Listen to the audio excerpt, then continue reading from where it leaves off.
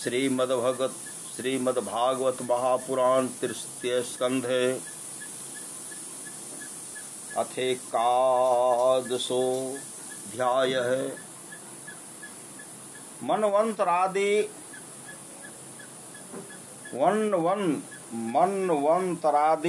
काल विभाग का वर्णन। श्री मैत्रेय जी कहते हैं, विदुर जी, पृथ्वी आदि कार्य वर्ग का जो सूक्ष्मतम अंश है, जिसका और विभाग नहीं हो सकता, तथा जो कार्य रूप को प्राप्त नहीं हुआ है और जिसका अन्य परमाणुओं के साथ संयोग भी नहीं हुआ है, उसे परमाणु कहते हैं। इन अनेक परमाणुओं के परस्पर मिलने से ही मनुष्यों को भ्रमवश उनके समुदाय रूप एक अवयवी की प्राप्ति होती है।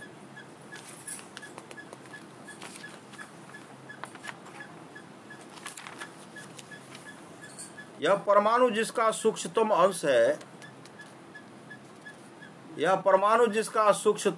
है, अपने समान स्वरूप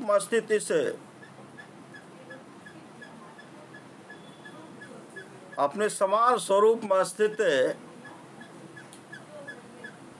उस पृथ्वी आदि कार्यों की एकता, समुदाय अथवा समग्र रूप का नाम परम महान है। इस समय उनमें तो प्रलय आदि अवस्था भेद की स्फूर्ति होती है, नो नवीन प्राचीन आदि काल भेद का भान होता है, नो घट पटादि वस्तु भेद की ही कल्पना होती है। साधु श्रेष्ठ, इस प्रकार यह वस्तु के सूक्ष्मतम और महत्तम स्वरूप का विचार हुआ। इसी के साथ दृश्य से परमाणु आदि अवस्थाओं में व्याप्त होकर व्यक्त पदार्थों को भोगने वाले सृष्टि आदि में समर्थ है और व्यक्त स्वरूप भगवान काल की भी सूक्ष्मता और स्थूलता का अनुमान किया जा सकता है। जो काल प्रपंच की परमाणु जैसी सूक्ष्म अवस्था में व्याप्त रहता है, वह अत्यंत सूक्ष्म है, और जो सृष्टि से लेकर प्रलय पर्यंत उसकी सभी अवस्थाओं का भोग करता है, वह परम महान है। दो परमाणु मिलकर एक अणु होता है और तीन अणुओं के मिलने से एक त्रसरेणु होता है, जो झरोखे में से होकर आई हुई सूर्य की किरणों के प्रकाश में आकाश में उड़ता देखा जाता है। ऐसे तीन त्रसरेणुओं को पार करने में सूर्य को जितना समय लगता है, उसे त्रुटि कहते हैं। श्री सद्गुरु महाराज की जय। उसे क्या कहते हैं? त्रुटि कहते हैं। इससे 100 गुना काल वेद कहलाता है और 3 वेद का एक लव होता है। 3 लव को एक निमेष और 3 निमेष को एक क्षण कहते हैं। 5 क्षण के एक काष्ठा होती है और 15 काष्ठा का एक लघु, 15 लघु के एक नाडिका दंड कही जाती है। 2 नाडिका का एक मुहूर्त होता है और दिन के घटने बढ़ने के अनुसार दिन एवं रात्रि के दोनों संधियों के 2 मुहूर्तों को छोड़कर 6 या 7 नाडिका का एक प्रहर होता है। यह याम कहलाता है, जो मनुष्य के दिन या रात का चौथा भाग होता है। 6 पल तांबे का एक ऐसा बर्तन बनाया जाए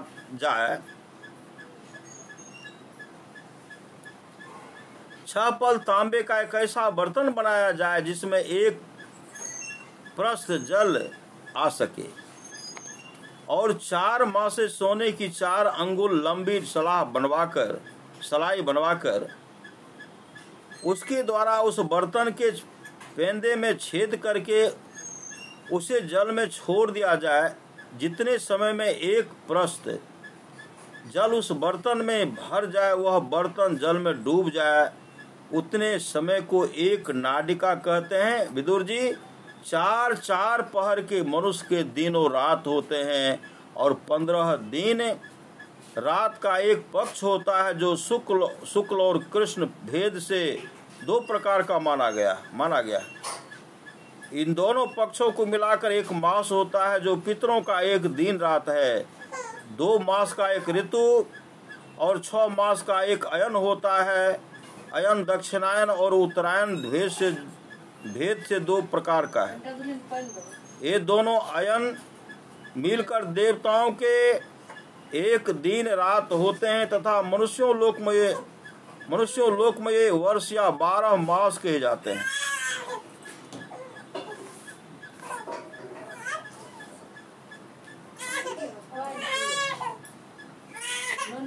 ऐसे 100 वर्ष की मनुष्य की परम आयु बताई गई है। चंद्रमा आदि ग्रह, अश्विनी आदि नक्षत्र और समस्त तारा मंडल के अधिष्ठाता काल स्वरूप भगवान सूर्य परमाणु से लेकर संवत्सर पर्यंत काल में 12 राशि रूप संपूर्ण भुवन कोश की निरंतर परिक्रमा क्या करते हैं। सूर्य, बृहस्पति, सवन, चंद्रमा और नक्षत्र संबंधी महीनों के भेद से यह वर्ष संवत्सर, परिवत्सर, ईडावत्सर, अनुवत्सर और वत्सर कहा जाता है। विदुर जी, इन 5 प्रकार के वर्षों की प्रवृत्ति करने वाले भगवान सूर्य की तुम उपहार आदि समर्पित करके पूजा करो। ये सूर्योदय पंचभूतों में से तेज स्वरूप हैं और अपनी काल शक्ति से बीजादि पदार्थों का अंकुर उत्पन्न करने की शक्ति को अनेक प्रकार से कार्योन्मुख करते हैं। ये पुरुषों की मोह निवृत्ति के लिए उनकी आयु का क्षय करते हुए आकाश में विचरते रहते हैं तथा ये ही सकाम पुरुषों को यज्ञादि कर्मों से प्राप्त होने वाले स्वर्ग आदि मंगलमय फलों का विस्तार करते हैं। विदुर जी ने कहा, मुनिवर, आपने देवता, पितर और मनुष्यों की परमायु का वर्णन तो किया,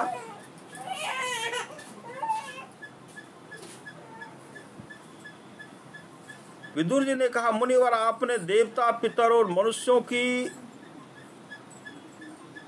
परमायु का वर्णन तो किया। अब जो सनकादि ज्ञानी मुनिजन त्रिलोकी से बाहर कल्प से भी अधिक काल तक रहने वाले उनकी भी आयु का वर्णन कीजिए। विदुर जी ने कहा, मुनिवर, आपने देवता, पितर और मनुष्यों की परम आयु का वर्णन तो किया। तब जो सनकादि ज्ञानी मुनिजन त्रिलोकी से बाहर कल्प से भी अधिक काल तक रहने वाले हैं उनकी भी आयु का वर्णन कीजिए। आप भगवान काल की गति भली भांति जानते हैं, क्योंकि ज्ञानी लोग अपनी योग सिद्ध दिव्य दृष्टि से सारे संसार को देख लेते हैं। सारे संसार क्या करते हैं? देख लेते हैं। मैत्रेय जी ने कहा, विदुर जी, सतयुग, त्रेता, द्वापर और कलयुग 4 युग अपनी संध्या और संध्यांशों के सहित देवताओं के 12 सहस्त्र वर्ष तक रहते हैं, ऐसा बतलाया गया है। इन सत्यादि 4 युगों में क्रमशः 4, 3, 2 और 1 सहस्त्र दिव्य वर्ष होते हैं और प्रत्येक में जितने सहस्त्र वर्ष होते हैं उससे 2 गुने 100 वर्ष उनकी संध्या और संध्यांशों में होते हैं। युग की आदि में संध्या होती है और अंत में संध्यांश। इनकी वर्ष गणना सैकड़ों की संख्या बतलाई गई है। इनके बीच का जो काल होता है उसी को काल वेत्ताओं ने युग कहा है। प्रत्येक युग में एक एक विशेष धर्म का विधान पाया जाता है। सतयुग के मनुष्यों में धर्म अपने 4 चरणों में रहता है। फिर अन्य युगों में अधर्म की वृद्धि होने से उसका एक एक चरण छीन हो जाता है। प्यारे विदुर जी, त्रिलोकी से बाहर महरलोक से ब्रह्मलोक पर्यंत यहाँ की 1 सहस्त्र चतुर्युगी का एक दिन होता है और इतनी बड़ी रात्रि होती है।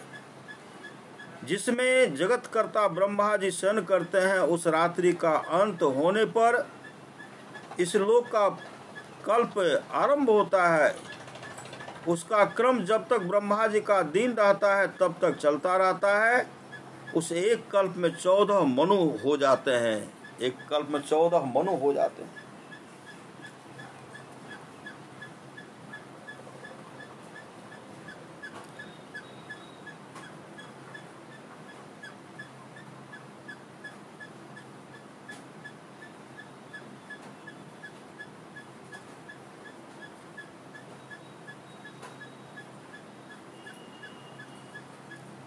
अर्थात सतयुग में 4000 दिव्य वर्ष युग के 800 संध्या एवं संध्यांश किस प्रकार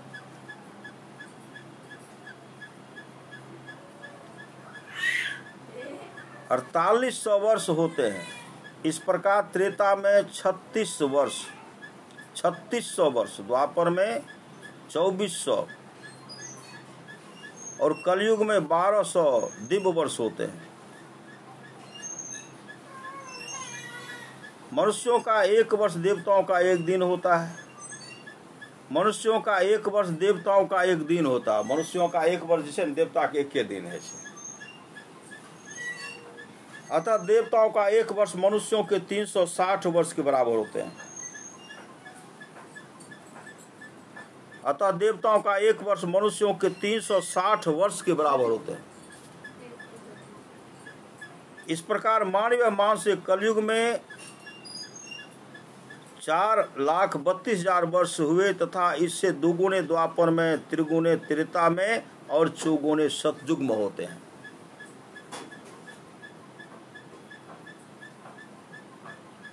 प्रत्येक मनु 71 चतुर्युगी से कुछ अधिक काल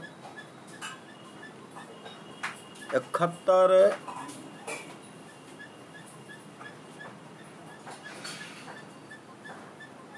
कुछ अधिक काल 71.6/14 चतुर्युगी तक अपना अधिकार भोगता है।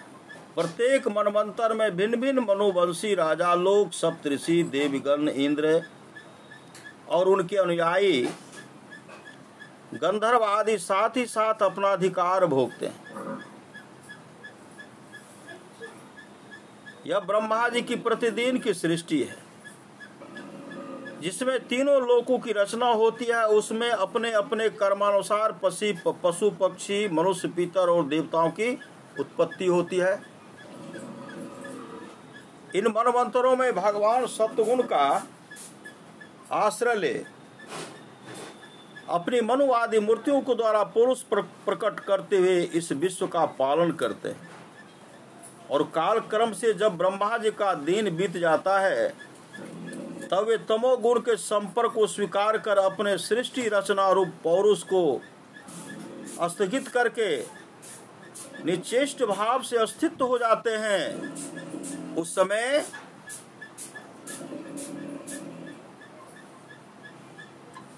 सारा विश्व उन्हीं में लीन हो जाता है। उस समय सारा विश्व उसी में लीन हो जाता है। जब सूर्य और चंद्रमा से रहित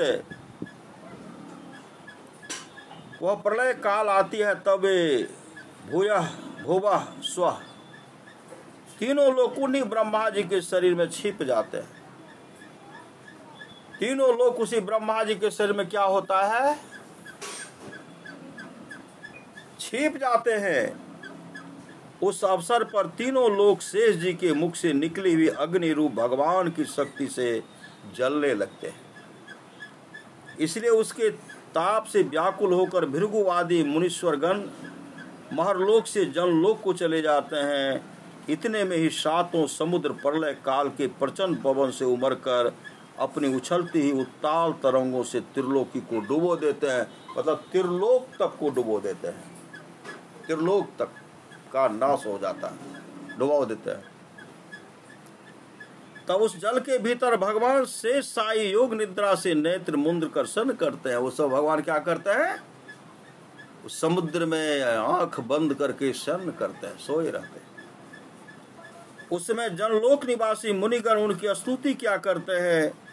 इस प्रकार काल की गति से एक एक सहस्त्र चतुर्युग के रूप में प्रतीत होने वाले दिन रात के हेर फेर से ब्रह्मा जी की 100 वर्ष की परमायु भी बीती हुई सी दिखाई देती है।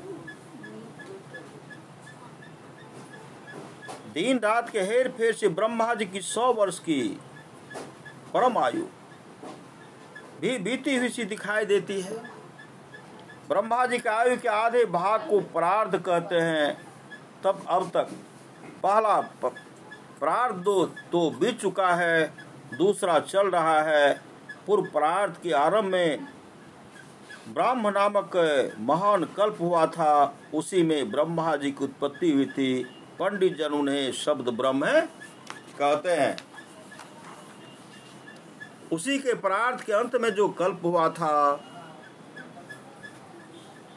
उसे पाद्म कल्प कहते हैं। इसमें भगवान के नाभि सरोवर से सर्वलोक में कमल प्रकट हुआ था।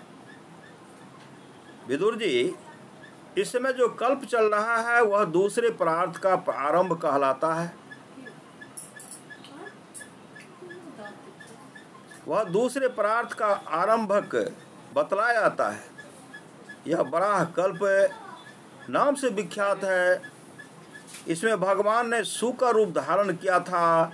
यह 2 प्रार्थ का काल अव्यक्त अनंत अनादि विश्वात्मा श्री हरि का एक निमेष माना जाता है। यह परमाणु से लेकर 2 प्रार्थ पर्यंत फैला हुआ काल सर्वसमर्थ होने पर भी सर्वात्मा श्री हरि पर किसी प्रकार की प्रभुता नहीं रखता। यह तो देहादि में अभिमान रखने वाले जीवों का ही शासन करने में समर्थ है। प्रकृति, महतत्व, अहंकार और पंच तन्मात्र इन 8 प्रकृतियों के सहित 10 इंद्रियां, मन और पंचभूत इन 16 विकारों से मिलाकर 16 विकारों से मिलकर बना हुआ यह ब्रह्मांड कोश भीतर से 50 करोड़ योजन विस्तार वाला है तथा इसके बाहर चारों ओर उत्तरोत्तर 10-10 गुणे 7 आवरण हैं। उन सब के सहित यह जिसमें परमाणु के समान पड़ा हुआ दिखता है और जिसमें ऐसी करोड़ों ब्रह्मांड राशियां हैं, वह इन प्रधान आदि समस्त कारणों का कारण अक्षर ब्रह्म कहलाता है।